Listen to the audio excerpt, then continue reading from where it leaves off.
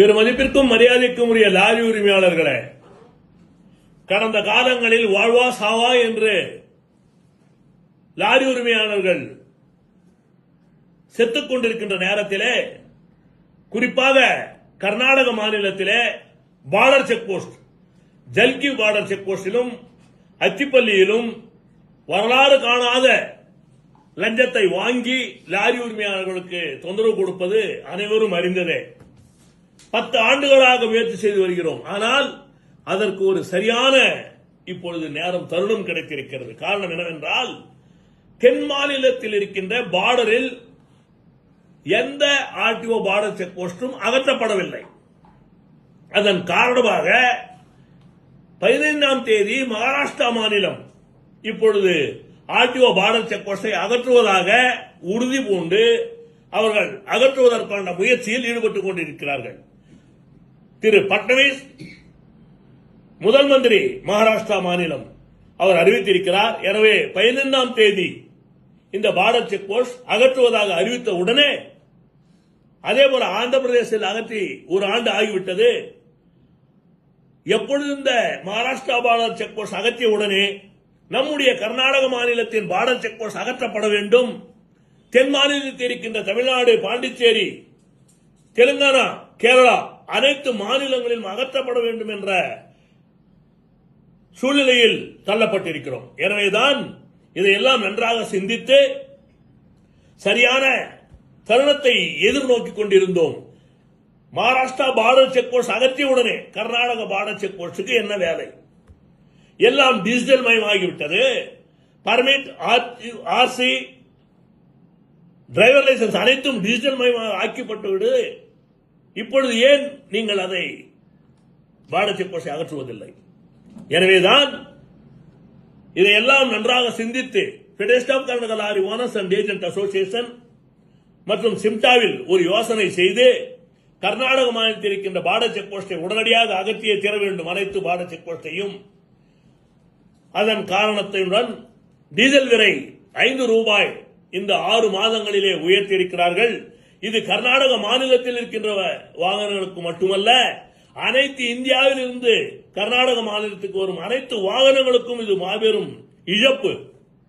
குறிப்பாக தமிழ்நாட்டில் இருந்து ஒரு நாளைக்கு 20,000 வண்டிகளுக்கு மேல் கர்நாடக மாநிலத்தை அனைத்து மாநில வண்டிகளும் 40,000 50,000 வாகனங்கள் கடந்து செல்லும் பொழுது, இந்தியாவிலேயே டீசல் விலை குறைவு என்ற காரணத்தை இருப்பதன் காரணமாக அனைத்து லாரி உரிமையாளர்களும் சிறிது மூச்சு விடும் தருணம் இருந்தது.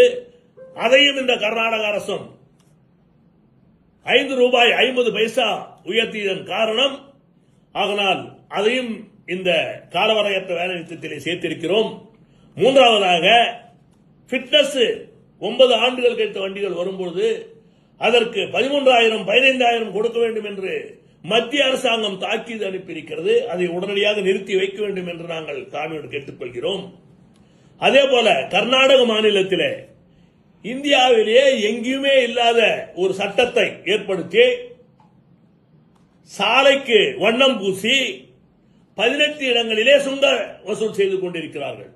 அதை உடனடியாக அகற்றியே தீர வேண்டும் என்ற எண்ணத்தில் அதையும் இந்த போராட்டத்தில் வைத்திருக்கிறோம். குறிப்பாக கோயம்புத்தூரில் கூட இந்த LNT state government check post அமைத்திருக்கிறது. பல கோடி ரூபாய் வசூல் செய்து இதுவரை அதை அவர்கள் விடவில்லை.